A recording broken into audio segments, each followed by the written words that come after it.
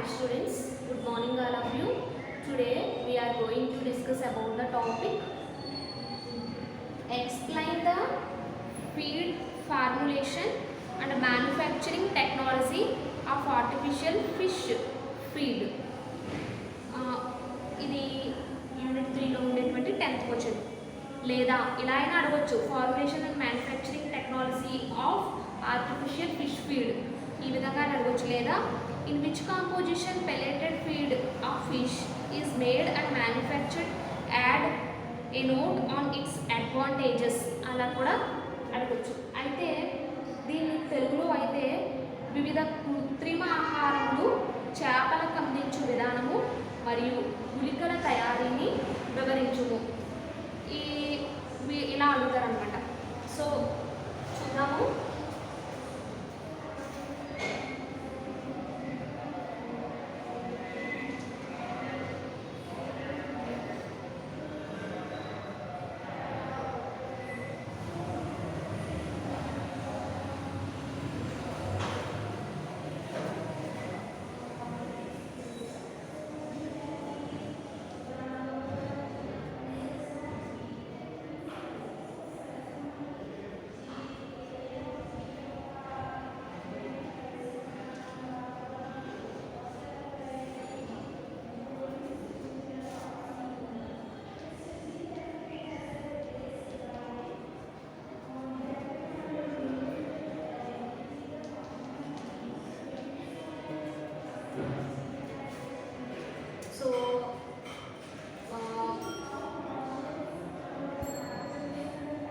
Composition pelleted feed of fish is made and manufactured. Add a note on its advantages. Pelleted feed యొక్క advantages అంటే గుళికల రూపంలో ఉండేటువంటి ఆహారాన్ని చేపలకు అందించడంలో గుళికల తయారీని వివరించండి. పెల్లెటెడ్ ఫీడ్ని గురించి వివరించండి.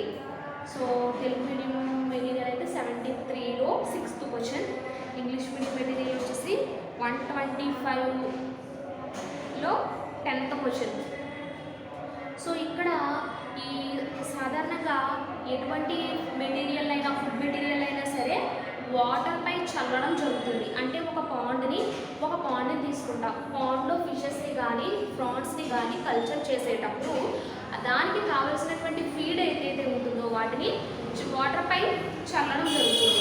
సో ఇలా చల్లడం అనేటువంటిది ఎప్పటి నుంచో, అంటే ఇవి ట్రెడిషనల్ మెథడ్స్ నుంచి కూడా రావడం జరుగుతుంది. ఈ మెథడ్లో ఏంటంటే ఫుడ్ మెటీరియల్ ఏదైతే ఉంటుందో అది పూర్తిగా వినియోగించబడదు. అంటే పూర్తిగా అది ఫిషెస్ అనేవి వినియోగించుకోలేవు. కాబట్టి వీటిని ఎక్కువ లాంగ్ టైం వీటిని స్టోర్ చేయలేము. కాబట్టి సో వీటిని పేస్ట్ రూపంలో కానీ లేదా వాటర్లో ఎక్కువ కాలం ఉండేటట్టుగా, అంటే వాటర్లో ఫిష్ ఎప్పుడైనా తినేటట్టుగా చేపలకు అందుబాటులో ఉండేటట్టుగా ఉండాలి.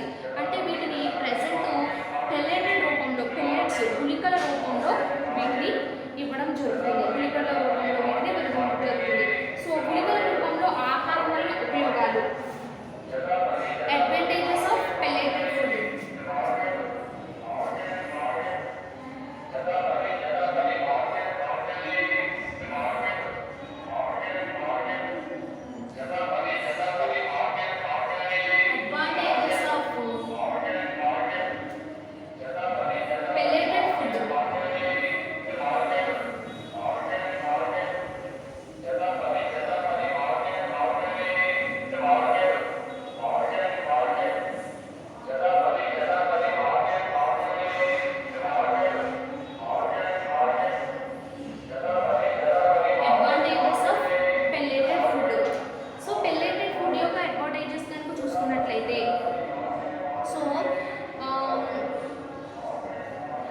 ఇక్కడ ఏమవుతుంది, పౌడర్ రూపంలో వీటిని ఎక్కువ కాలం స్టోర్ చేయలేము. కాబట్టి వీటిని వాటర్తో పాటు పేస్ట్ చేసి వీటిని ఫిషెస్కి సప్లై చేయడం జరుగుతుంది. సో ఇలా సప్లై చేయడం వల్ల ఏమవుతుంది అంటే లాంగర్ టైం, ఎక్కువ కాలం నిలవ ఉండేటట్టుగా ఉంటుంది. So advantages of pelleted food, it can be stored for longer times. So ఈ పెల్లెటెడ్ ఫుడ్ని ఎక్కువ టైం స్టోర్ చేసుకోవచ్చు. Without any loss of ingredients. ఎటువంటి ఇంగ్రీడియంట్స్ అనేవి లాస్ అవ్వకుండా ఎక్కువ టైమ్స్ దీన్ని స్టోర్ చేసుకోవచ్చు. Next one, as the decomposition is less. అదేవిధంగా ఫుడ్ మెటీరియల్ దాంట్లో ఉండేటువంటి ఫుడ్ మెటీరియల్ డికంపోజ్ అవ్వడం కూడా చాలా తక్కువ. Ex toxins is negligible. Toxins అనేవి కూడా అసలు ఉండవు అని చెప్పొచ్చు. So next one, various as the feed is not quickly soluble in water and highly consistent. ఇది తొందరగా వాటర్లో కరిగిపోదు, సో సాల్యుబుల్ అవ్వదు కాబట్టి so it is available to the fish for longer periods. వాటర్లో ఇది తొందరగా మిక్స్ కలిసిపోదు కాబట్టి ఇటువంటి ఫీడ్ని ఫిషెస్ ఏం చేస్తాయంటే ఎక్కువ టైం ఇది వాటర్లో ఉంటుంది కాబట్టి ఇటువంటి ఫీడ్ని ఫిషెస్ ఎక్కువగా తీసుకుంటూ ఉంటాయి. సో వీటిని యూటిలైజ్ చేసుకుంటూ ఉంటాయి. So next one, various nutrients are at the disposal of the fish and hence growth rate is high resulting in high yield. So ఇటువంటి టైప్లో వేరియస్ న్యూట్రియంట్స్ ఉండేటువంటి వాటిని ఇస్తే కనుక ఫిష్ యొక్క గ్రోత్ అనేది పెరిగి హై ఈల్డ్, ఎక్కువ రిజల్ట్ అనేది వస్తుంది, పంట దిగుబడి కూడా ఎక్కువగా వస్తుంది. ఇందులోనే formulation and manufacture of pelleted feed. Second one, formulation and manufacture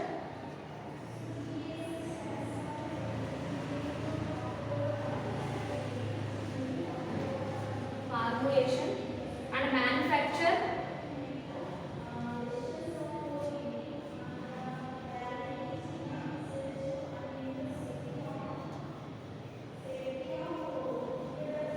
manufacture of pelleted feed.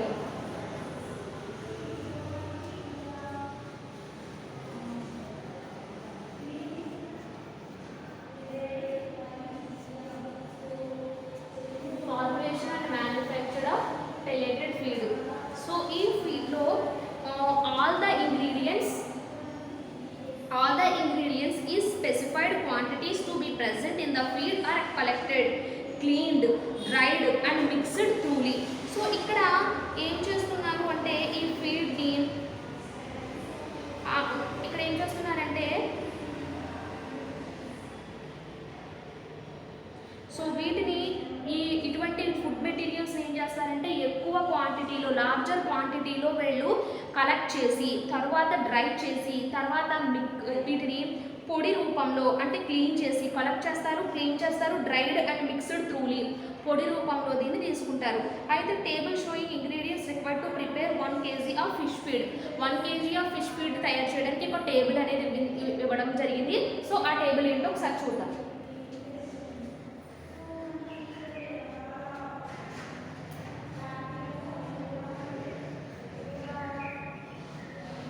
A ingredients తీసుకుంటున్నామో ఆ ingredients name, level of protein, ఎంత లెవెల్లో ఇంగ్రీడియంట్ తీసుకుంటున్నామో దాని యొక్క క్వాంటిటీ ఏ విధంగా ఉందో చూసుకుంటూ ఉండాలి.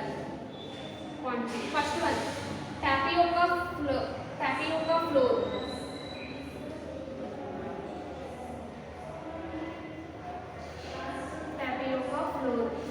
సో ఇది 2.0 ప్రోటీన్ ఉండాలి ఇందులో, లెవెల్ అనేటువంటిది.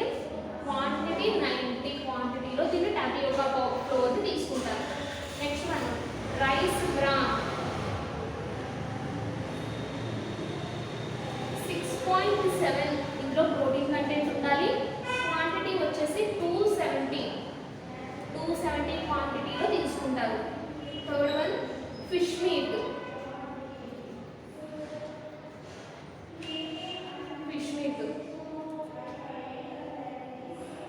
57.2 ఇక్కడ ప్రోటీన్ కంటెంట్ అనేది ఉంటుంది.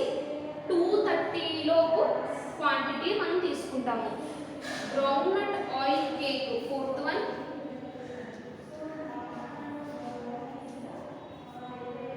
గ్రౌండ్నట్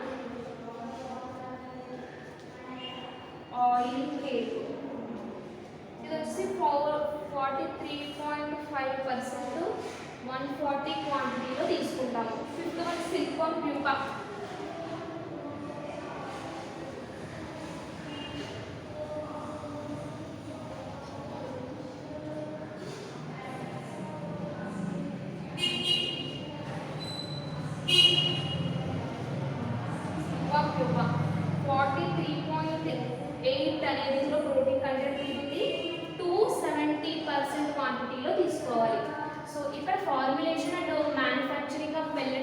ఫీడ్లో ఇక్కడ టేబుల్ ఉంటుందని చెప్పుకున్నాం కదా. ఈ టపియోకా ఫ్లోర్ టపియోకా అనేటువంటి ఫ్లోర్ తీసుకుంటారు ఇంగ్రీడియంట్. అందులో ఎంత లెవెల్ ప్రోటీన్ ఉంటుంది, క్వాంటిటీ ఎంత తీసుకోవాలి అంటే కేజీ ఫీడ్ని తయారు చేయడానికి 1 kg ఫీడ్ తయారు చేయడానికి rice bran, fish meat, groundnut oil cake, silkworm pupa, వీటిని ఎంత అమౌంట్ ఆఫ్ ప్రోటీన్స్ ఉండాలి అందులో నెక్స్ట్ వన్ క్వాంటిటీ తీసుకుని ఏ విధంగా తయారు చేయాలి అన్నది చూసుకుంటూ ఉంటాం. సో నెక్స్ట్ వన్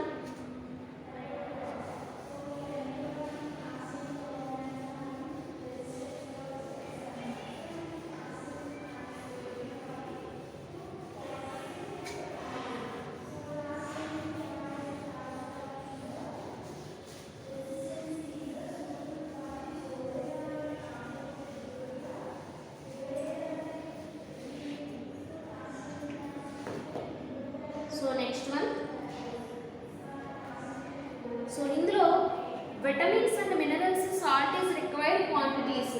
విటమిన్స్ని, మినరల్స్ని, సాల్ట్స్ని కూడా ఇక్కడ ఎంతైతే రిక్వైర్డ్ కావాల్సి ఉంటుందో అంత క్వాంటిటీలో తీసుకోవాలి. Next one the mixer is cooked in sufficient water.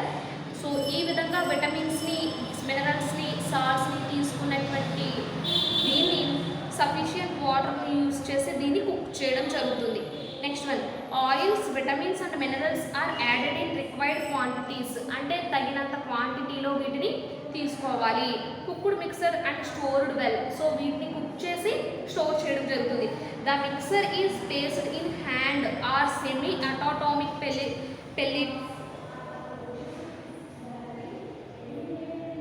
pelletizer and noodles are made out it. These noodles are dried and broken into pieces. అంటే నూడిల్స్ షేప్లో ఉండేటువంటి వాటి కింద వస్తాయి. దీన్ని కుక్ చేసుకున్న తర్వాత అంటే విటమిన్స్ని, మినరల్స్ని, సాల్ట్స్ని క్వాంటిటీలో ఎంత రిక్వైర్ అవుతుందో అంత క్వాంటిటీలో తీసుకోవాలి. ఈ మిక్సర్ని కుక్ చేయాలి 30 minutes హై ప్రెషర్ మీద 30 minutes కుక్ చేయాలి. తర్వాత oils, vitamins and minerals are required. ఎంత కావాలో అంత ఆయిల్స్, విటమిన్స్ కూడా తీసుకుంటారనమాట. ఈ మిక్సర్ని బాగా కుక్ చేసి స్టోర్ చేస్తారు. స్టోర్ చేసిన తర్వాత దీన్ని సెమీ ఆటోమేటిక్ పెల్లటైజర్లో సో వీటిని వేస్తారు. ఆ తర్వాత నూడిల్స్లా వచ్చేటువంటి దానిగా తయారు చేస్తారు. ఈ నూడిల్స్గా వచ్చినటువంటి దాన్ని డ్రై చేసి వీటిని పీసెస్ కింద బ్రోకెన్ ఇంటూ పీసెస్ కింద కట్ చేస్తారు. సో పీసెస్ కింద కట్ చేసిన తర్వాత ఇవి పెల్లెట్స్ రూపంలోకి మారుతాయి. సో డ్రై చేసి వీటిని ప్యాక్ చేసి బ్యాగ్స్లో స్టోర్ చేయడం జరుగుతుంది. Thus prepared feed can be stored for years. అంటే సంవత్సరం అంతా కూడా ఇవి ప్రిపేర్ చేసుకోవడం జరుగుతుంది. సో ఈ విధంగా గుళికలను తయారు చేసి, కృత్రిమంగా గుళికలను తయారు చేసి చేపలకు అందించు గుళికల తయారీ గురించి డిస్కస్ చేసుకున్నాం. అంటే ఏంటి? Composition pelleted feed of fish is made తయారు చేసుకోవడం అండ్ మ్యానుఫ్యాక్చర్డ్ ఎలా చేస్తాము, నోట్ అండ్ ఇట్స్ అడ్వాంటేజెస్ గురించి డిస్కస్ చేసుకున్నాము. నెక్స్ట్ వన్ ఇందులోనే ఇంకొక టాపిక్ ఉంది, అది కూడా ఇందులోనే చెప్పేసుకున్నాం 4th వీడియోలోనే. ఇప్పుడు ఒక టాపిక్ పెల్లెటెడ్ ఫీడ్ గురించి చెప్పాను. గుళికల తయారీ, చేపలకు అందించడానికి గుళికల తయారీ విధానం గురించి చెప్పుకున్నాము. సో నెక్స్ట్ మనం ఇందులో ఇంకొక టాపిక్ వీడియో గురించి చెప్దాము.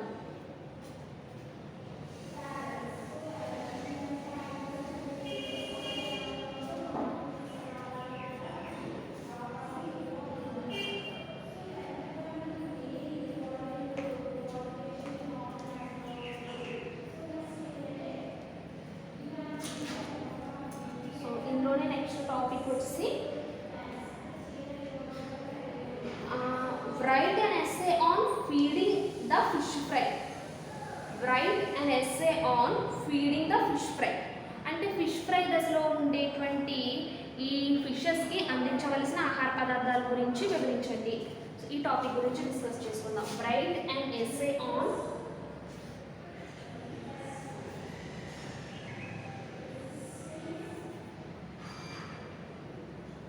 feeding the fish fry. Write an essay on feeding the fish fry.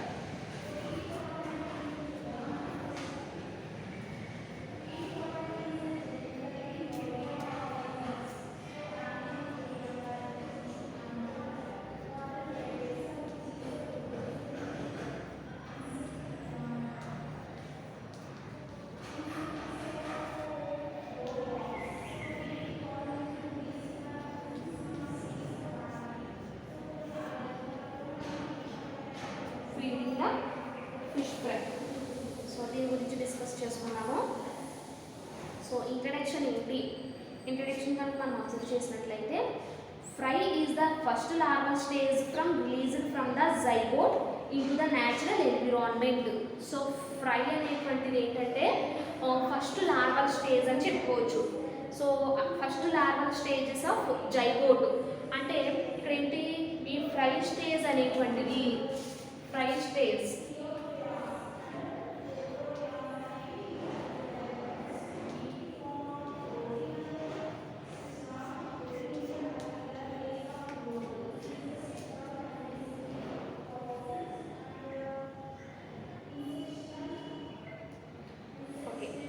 So ఇక్కడ ఫ్రై స్టేజ్ అనేటువంటిది ఏంటంటే అభివృద్ధి చెందుతున్న సంయుక్త బీజం నుండి వెలువడేటంటే మొట్టమొదటి దశ. అంటే లార్వల్ స్టేజ్ జైగోట్ నుంచి ఎన్విరాన్మెంట్లోకి రిలీజ్ అయినటువంటి larval stage, first larval stage ఎవరు అంటే ఫ్రై స్టేజ్.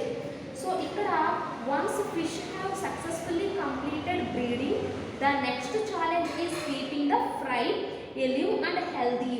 సో ఎప్పుడైతే ఫిష్ బ్రీడింగ్ జరుగుతుందో అంటే లార్జ్ ఫిషెస్ ఏవైతే ఉంటాయో, అడవి ఫిషెస్ ఏవైతే ఉంటాయో అవి ఏం చేస్తాయి, వాటి యొక్క ఎగ్స్ని వాటర్లోకి రిలీజ్ చేస్తాయి. అంటే అక్కడ బ్రీడింగ్ అనేది జరుగుతుంది కాబట్టి వాటర్లోకి ఎగ్స్ని రిలీజ్ చేస్తాయి.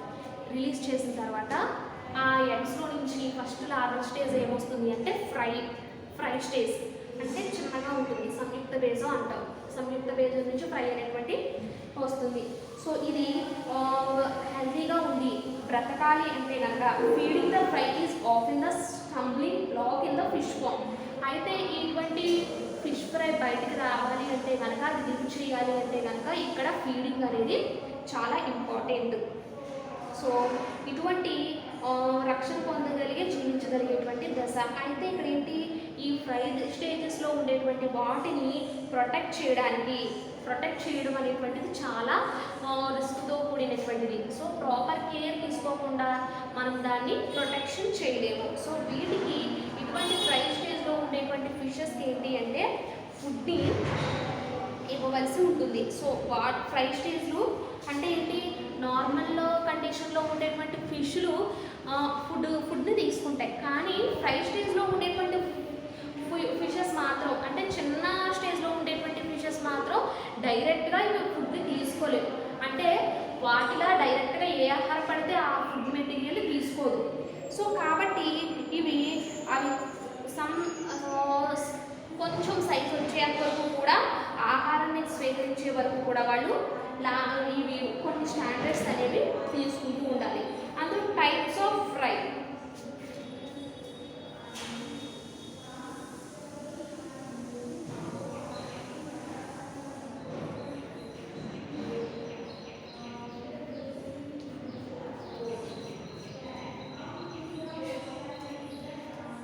types of fry. So fry from viviparous organisms are slightly larger in size with big mouth than the typical fry hatched from the egg. Hence they can feed finely ground form of the same foods as parent fish. Fry from egg-laying fish are smaller and cannot swim freely. Egg-laying fish వచ్చేసి smaller and cannot swim freely to the first few days. In these cases, they remain at the site where the egg is attached, feeding off their yolks off until they begin swimming free at the hole. These can only eat the smallest of foods. So types of fry లో కనుక మనం observe చేసినట్లయితే ఏవైతే for example కొన్ని వివిపారస్ ఉంటాయి ఫిషెస్లో, కొన్ని వివిపారస్ ఉంటాయి, కొన్ని ఓవిపారస్ ఉంటాయి. సో వివిపారస్ అంటే ఏంటంటే డైరెక్ట్ యంగ్ వన్స్ అనేటువంటివి డైరెక్ట్ తల్లి యొక్క గర్భం నుంచి బయటకు వచ్చేటువంటివి వివిపారస్. ఓవిపారస్ అనేటువంటివి ఎగ్స్ ఉంటాయి కదా, ఎగ్స్లో నుంచి బయటకు రావడం జరుగుతుంది. సో ఏవైతే తల్లి గర్భం నుంచి విడుదలయ్యే ఫ్రై ఏదైతే ఉంటుందో, ఈ వివిపారస్ కంటే ఈ గుడ్ల నుంచి ఏవైతే విడుదలయ్యేటువంటి ఫ్రై ఉంటుందో వాటికంటే కొద్దిగా పరిమాణంలో ఉండి అంటే వాటి నుంచి విడుదలయ్యే ఫ్రై కంటే ఈ ఫ్రై అనేటువంటిది వాటికంటే కొంచెం లార్జ్ సైజ్ ఉండేటువంటి మౌత్ని కలిగి ఉంటుంది. అందువల్ల ఇటువంటి ఫిషెస్కు ఇటువంటి ఫిష్ ఏం చేస్తుంది అంటే ఆహారాన్ని తీసుకోవడం జరుగుతుంది. అంటే ఆహారాన్ని తీసుకుంటాయి అంటే ఏవైతే తల్లి గర్భంలో నుంచి వివిపారస్ యానిమల్స్ వస్తాయో వాటి యొక్క సైజ్ అనేది పెద్దగా ఉంటుంది. వాటి యొక్క నోరు కూడా మౌత్ కూడా లార్జ్ సైజ్లో ఉంటుంది కాబట్టి అవి డైరెక్ట్గా ఫుడ్ని తీసుకుంటాయి. కానీ ఏవైతే ఎగ్స్ నుంచి ఏవైతే లే అవుతాయో ఈ లే అయినటువంటి ఈ ఫ్రై అనేటువంటిది చాలా స్మాల్ సైజ్లో ఉంటుంది, చిన్నగా ఉంటుంది. కాబట్టి ఇవి ఏం చేస్తాయంటే ఇవి ఎగ్స్ నుంచి బయటకు వచ్చిన తర్వాత ఇవి స్విమ్ చేయలేవు, అక్కడే ఉంటాయి. సో అప్పుడు ఈ ఎక్కడైతే ఎగ్స్ అతుక్కుంటాయో పెబ్బల్స్కి ఆ రీజియన్లో మాత్రమే ఉంటాయి. అప్పుడు ఏం చేస్తాయి ఇవి ఆ ఎగ్లో ఉండేటువంటి యోక్ మెటీరియల్ని ఫుడ్గా తీసుకుంటూ ఉంటుంది. సో యోక్ మెటీరియల్ ఉంటుంది కదా, సొన పదార్థం, దాన్ని ఇది ఫుడ్ తీసుకుంటుంది. సో తీసుకున్న తర్వాత కొన్ని రోజుల తర్వాత మాత్రమే అప్పుడు అవి ఫ్రీగా మూవ్ అవుతూ ఉంటాయి, ఫ్రీగా స్విమ్ చేస్తూ ఉంటాయి. సో ఆ స్టేజ్లో ఏంటంటే తక్కువ పరిమాణం గల అంటే స్మాల్ క్వాంటిటీలో ఉండేటువంటి ఫుడ్ని మాత్రమే తీసుకుంటుంది. నెక్స్ట్ మనం types of feed.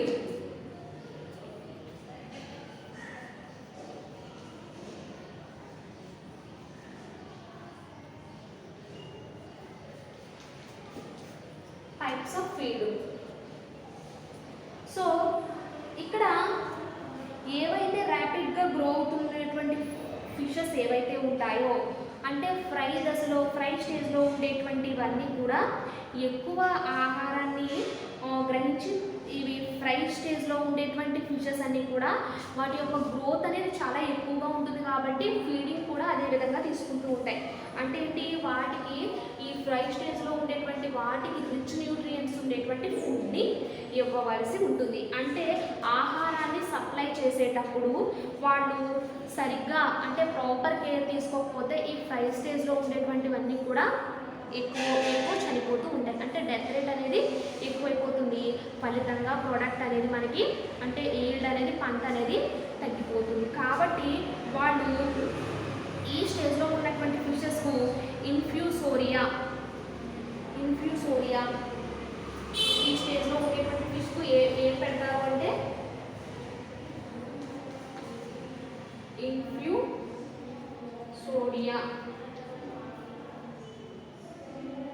Freshly hatched brine shrimp.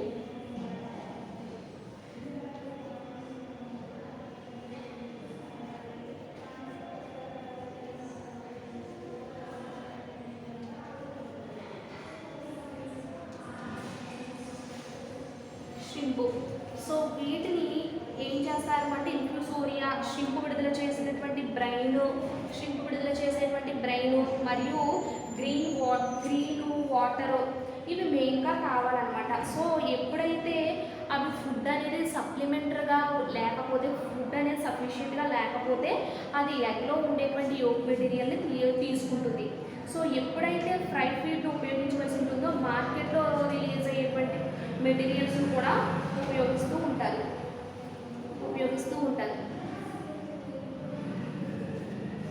So next one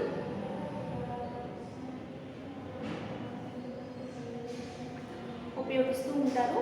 అయితే ఫస్ట్ స్టేజ్లో వచ్చినప్పుడు 1 లేదా 2 వారాలు దాటిన తర్వాత 1 to 2 వీక్స్ దాటిన తర్వాత అవి బాగా పెరిగి అంటే ఈ ఫ్రై అనేటువంటిది 1 to 2 వీక్స్ లోపు ఇది ఎలా మారుతుంది, 1 to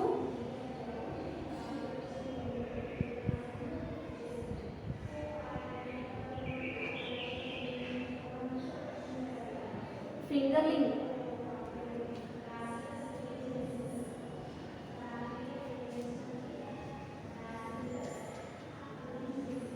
సో ఈ ఫ్రై అనేటువంటిది 1 to 2 వీక్స్ లోపు ఫింగర్లింగ్ కింద మారడం జరుగుతుంది.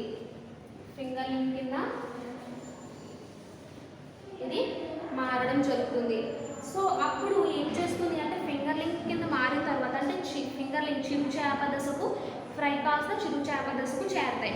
అప్పుడు వాటికి కూడా అప్పుడు ఫ్రై నుంచి ఎప్పుడైతే ఫింగర్లింగ్ స్టేజ్కి వస్తాయో వాటికి కూడా నార్మల్ కండిషన్లో ఉండేటువంటి ఫిషెస్కి ఏ విధమైనటువంటి ఫీడ్ ఇస్తారో వీటికి కూడా అనేటువంటి ఫీడింగ్ అనేది ఇవ్వడం జరుగుతుంది. అంటే కొద్ది పరిమాణంలో మాత్రమే ఇవ్వాలి.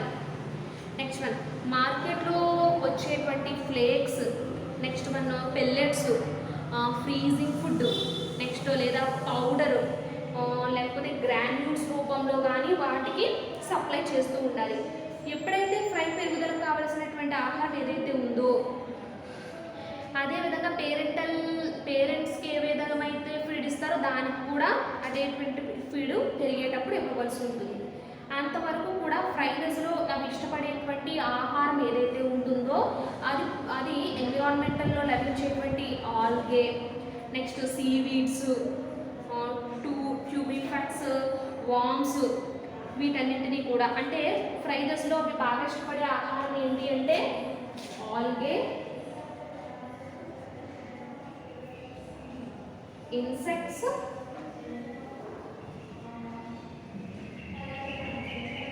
సీవీడ్స్, ట్యూబిఫాక్స్ పురుగులు ఇలాంటి ఆహారాన్ని ఇష్టంగా తింటాయి. సో ఇలాంటి ఆర్టిఫిషియల్గా అంటే ఇలాంటి ఉండేటువంటి ఆహారాన్ని ఎక్కువగా వామ్స్ని, ట్యూబిఫాక్స్ వామ్స్ని ఇష్టపడుతూ ఉంటాయి.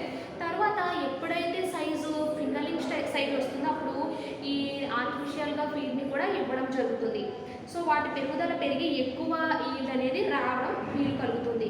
ఈ విధంగా ప్రోటీన్స్ మరియు విటమిన్స్ యొక్క ఇవి కూడా ఫిషెస్ అనేవి గ్రోత్ పెరగడానికి మేజర్ రోల్ని ప్లే చేస్తాయి. అంటే బ్యాలెన్స్డ్ డైట్ ఎప్పుడైతే ఇవ్వగలుగుతామో అప్పుడు మాత్రమే వ్యాధి బారి పడకుండా ఫిష్ యొక్క ఈల్డ్ అనేది ఇంక్రీజ్ అవ్వడం జరుగుతుంది.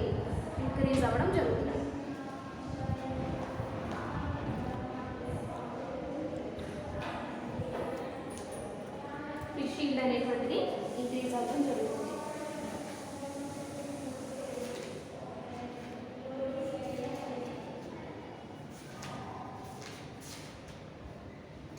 సో ఈరోజు క్లాస్లో ఏంటి అంటే పెల్లెటెడ్ ఫీడ్ ఉంది కదా, పెల్లెటెడ్ ఫీడు అది ఎలా తయారు చేస్తారు, మ్యానుఫ్యాక్చరింగ్ ఎలా చేస్తారు, వాటి యొక్క అడ్వాంటేజెస్ ఏంటి అన్న topic. Next one right and essay on feeding the fry స్టేజ్లో ఉండేటువంటి ఫిషెస్కు ఎటువంటి ఫీడ్ ఇస్తారు అన్నది కూడా ఈరోజు క్లాస్లో డిస్కస్ చేసుకున్నాము.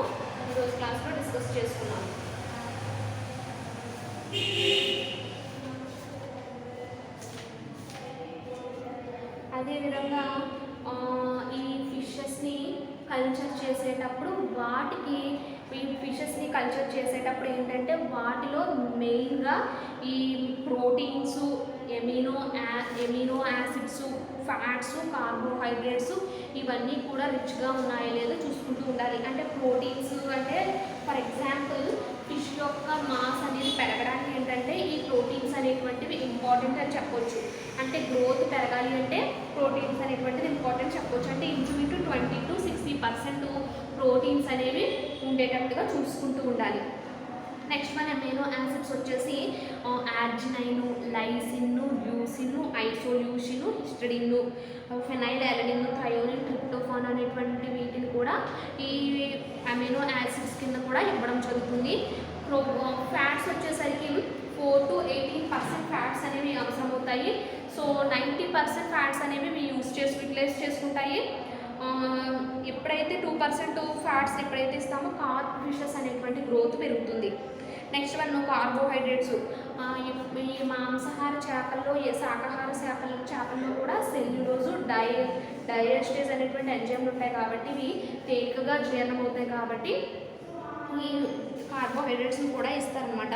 సో ఈ విధంగా ఫిష్ యొక్క ఫిష్ని కల్చర్ చేసేటప్పుడు దాంట్లో ప్రోటీన్స్, విటమిన్స్, కార్బోహైడ్రేట్స్తో పాటు అమైనో యాసిడ్స్ కూడా ప్రాపర్గా ఉన్నాయో లేదో చూసుకుంటూ ఉండాలి. అంటే వాళ్ళు ఫ్రై అండ్ ఫింగర్లింగ్ స్టేజ్లోనే కాదు, అడల్ట్ స్టేజ్లో లార్జ్ సైజ్ మార్కెట్ సైజ్ వచ్చేటప్పటికి కూడా ఫిషెస్ని వాళ్ళు ప్రాపర్ కేర్, దానా ఇచ్చేటప్పుడు, ఫీడింగ్ ఇచ్చేటప్పుడు ప్రాపర్ కేర్ అనేటువంటిది తీసుకుంటూ ఉండాలి. లేకపోతే ప్రాపర్గా ఎప్పుడైతే కేర్ తీసుకోరో అక్కడ ఏమవుతుంది, అక్కడ ప్రొడక్షన్ అనేది తగ్గిపోతుంది. కాబట్టి చాలా లాస్ అనేది రావడం జరుగుతుంది. కాబట్టి ఫీడింగ్ ఇచ్చేటప్పుడు కొన్ని మెథడ్స్ ఉంటాయి, ఆ సైంటిఫిక్గా మెథడ్స్ అనేవి ఫాలో అవ్వడం జరుగుతుంది. ఫాలో అయ్యి ఈ ఆర్టిఫిషియల్ అండ్ న్యాచురల్గా వచ్చేటువంటి ఫుడ్తో పాటు ఆర్టిఫిషియల్ రూపంలో ఉండేటువంటి గ్రాన్యూల్ రూపంలో కానీ, పెల్లెట్స్ రూపంలో కానీ, లేదా ఏంటి క్యానిడ్ బాక్సెస్లో వర్క్ చేసిన వాటిలో కానీ, ఫ్లేక్స్ రూపంలో కానీ, గ్రాన్యూల్స్ రూపంలో కానీ వాటికి ఫీడ్ అనేది ఇవ్వడం జరుగుతుంది.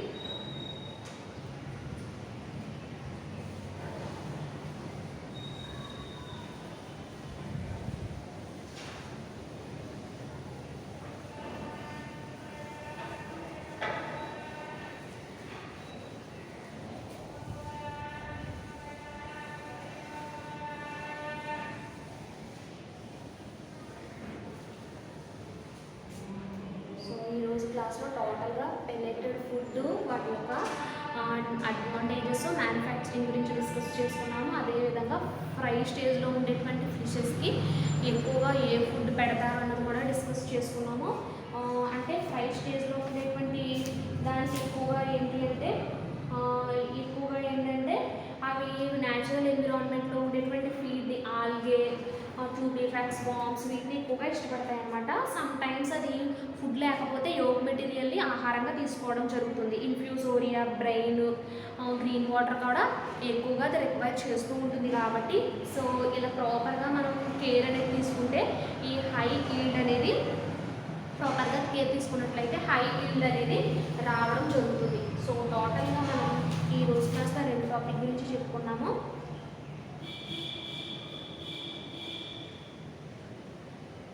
సో నెక్స్ట్ క్లాస్లో నెక్స్ట్ టాపిక్ గురించి డిస్కస్ చేసుకున్నాము.